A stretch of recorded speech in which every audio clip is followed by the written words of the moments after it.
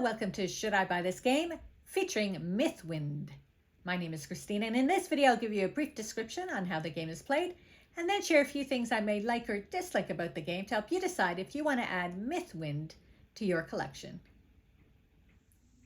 Rumors of a mythical valley, shrouded in mystery, have long been whispered in this region. Today, a chance encounter with the small magical beings named sprites confirms the existence of this place. These sprites call you to make it your home. I want to first start with this neoprene mat. It's actually double-sided, so one side you have like the map, and then the other side you have this really pretty artwork. Now this is an add-on, and I really like it. It's not something you need for the game. It's just something if you want. It gives you that work surface to work on. And my table isn't the smoothest, so I really like the mat just to help keep everything contained. And I think it's really pretty. So now we'll get to the game. So this is the box it comes in. It's a fair size box, but not overly big like some other boxes that I even have. And when you open it up, if you look to the side, it gives you a nice area so you can grab your containers to take them out. On top, I just have like the instructions and stuff. I'm going to put those aside for the time being. And I'm just going to bring out this top one first. So this is the main game. What it is the board that you just set up. This one's the middle. This one is here. And then this, I was going to center them.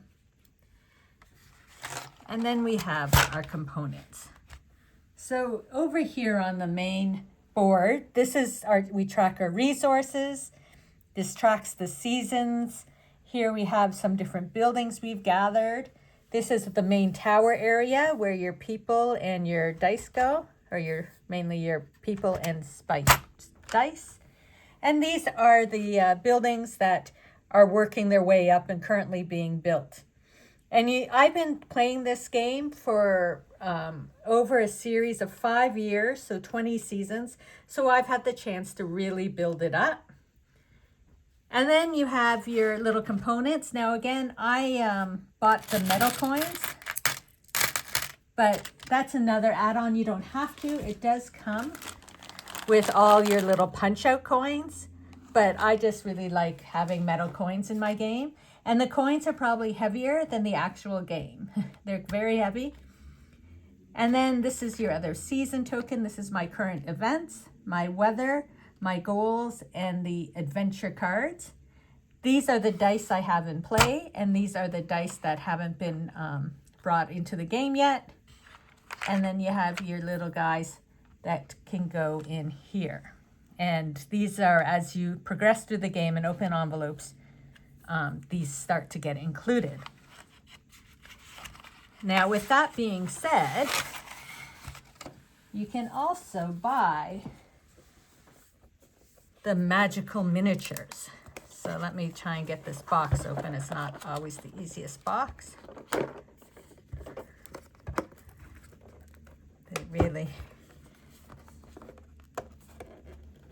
Really, it opens. It opens. Okay, here we go. So here, I bought the miniatures. So instead of putting this little guy in like that, I have the actual miniature guy here. And then he just sits in there perfectly. So again, this is an add-on. You don't need to do. You have the little things, but I mean, look how cute they are. They're super cute. That I'm glad I was able to get them, because even if I'm not playing, I could just put these on the shelf. They're so sweet. I'll move those aside for now. And so that's the components of the main game that, regardless of which character you're playing, will always be in play. So here we have the farmer and his game board. Now the farmer was the first character I played as. So it was before I had many resources or helper dice available or that to me. And so I didn't get as far with the farmer, but everything set up as how it last left when I was playing. And so I was able to get a couple different equipment. I have some cows. I have some crops growing. I haven't dealt with the overgrowth yet.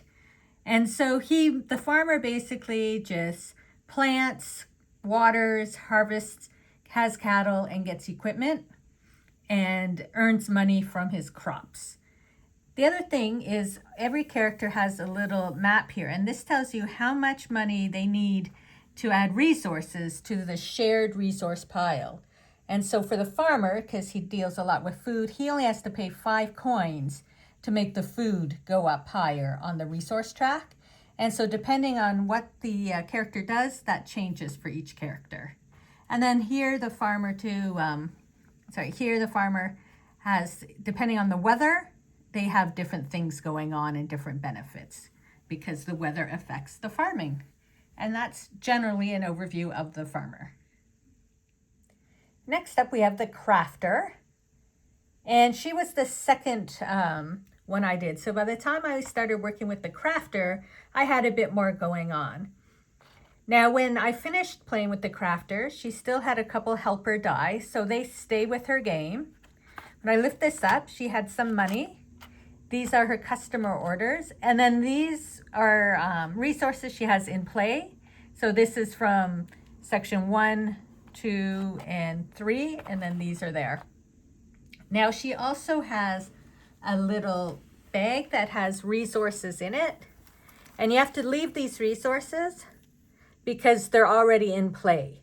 And so I leave them in the bag, so when I come back to the crafter, I'll just continuing on.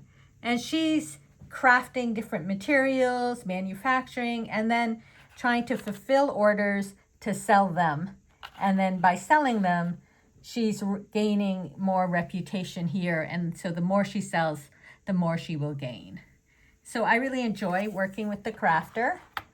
And for her here, she only needs 5 coins for this resource. Whereas now if she was to do food, she needed 15.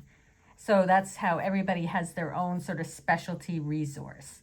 And so, yeah, she has 4 special skills I've gotten out so far. And I really enjoy working, as I said, with the crafter and completing her goals. Next up, we have the ranger. And he was the 3rd character I played with. And I have to admit that the ranger still confuses me. He goes on excursions out of town, and I'm still fully trying to figure out how the excursions, the excursion cards are, here's the excursion cards under here.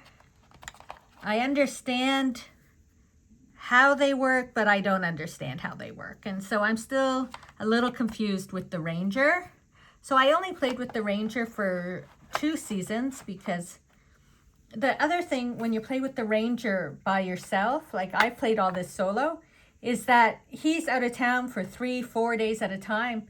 And so we're not working on any of this. We're not improving any of it because he's not in town to help with the buildings or to increase the resources. He's only here briefly.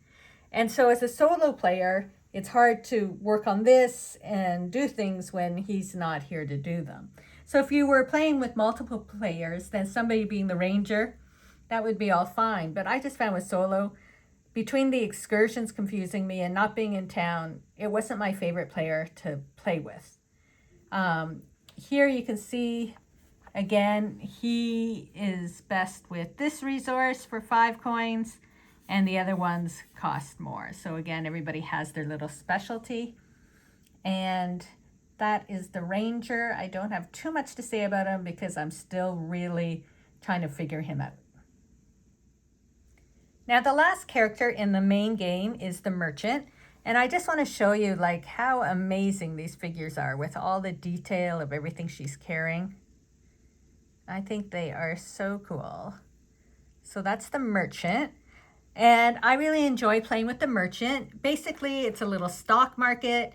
You're trying to buy the goods when they're low, you're manipulating the good prices, you're selling when it's high, and you also have rivals that are also selling goods. And when the customers come, they're like, am I buying from the rival? Am I buying from you?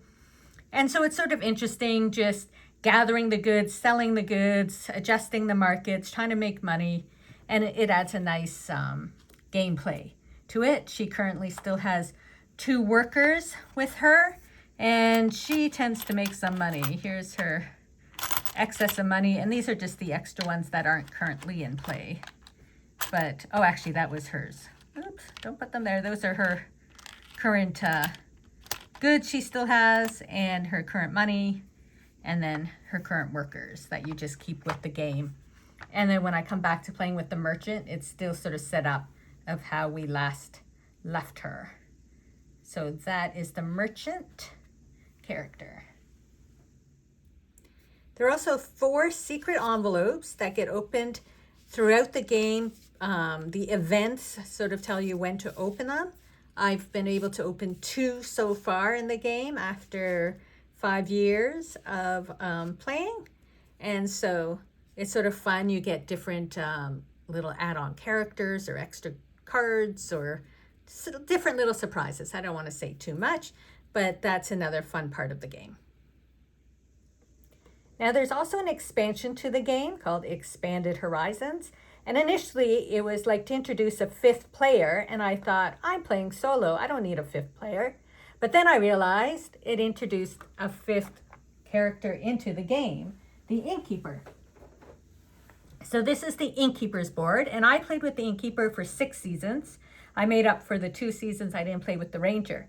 But by the end of about a year, I was able to completely fill the inn.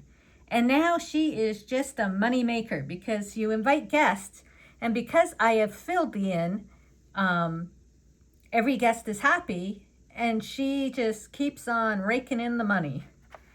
When we turn over, she had so much money, I didn't give it to her. I only left her with 30 coins.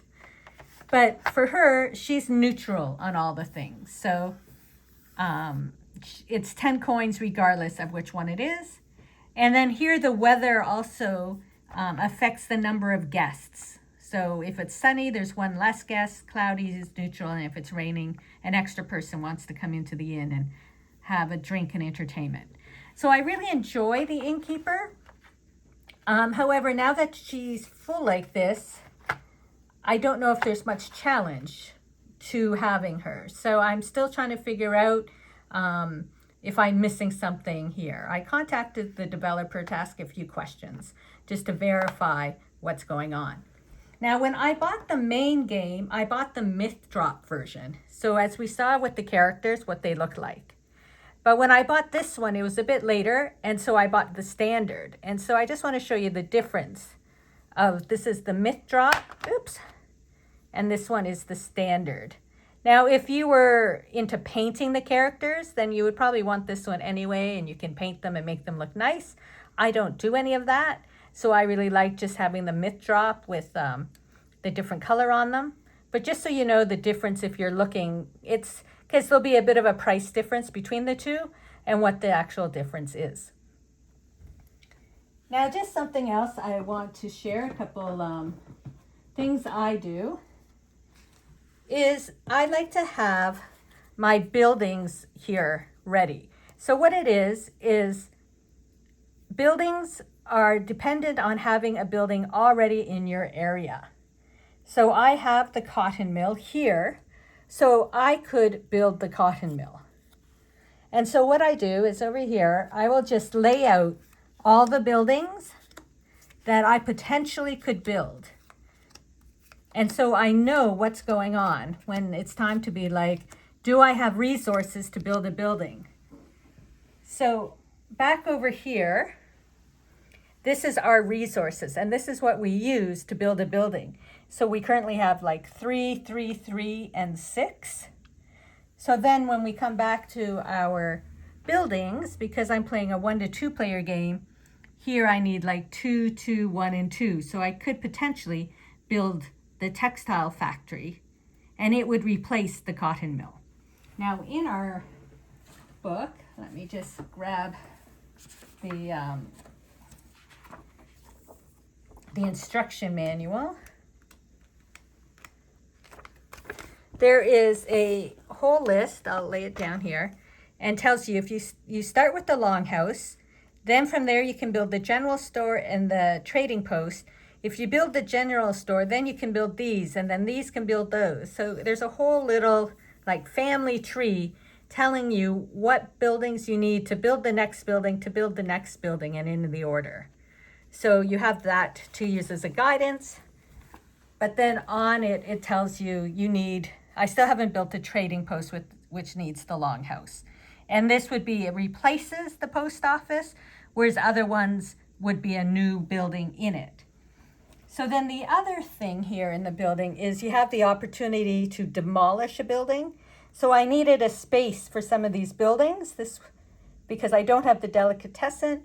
So I demolished a building so it could move in here, because I had already cleared and had buildings in my little town.